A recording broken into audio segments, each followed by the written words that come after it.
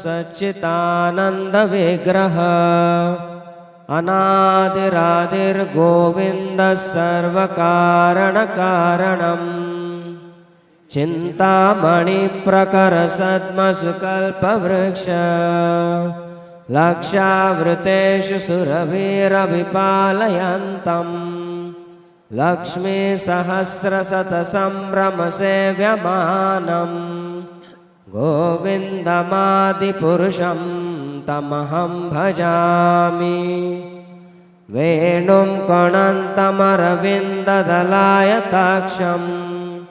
बर्हार्वतं समसितं बुधसुन्दराङ्गम्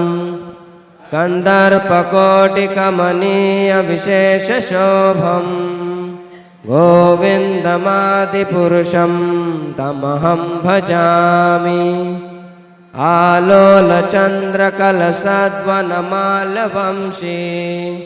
रत्नागदं प्रणयकेलिकलाविलासम् श्यामं त्रिभङ्गललितं नियतप्रकाशम्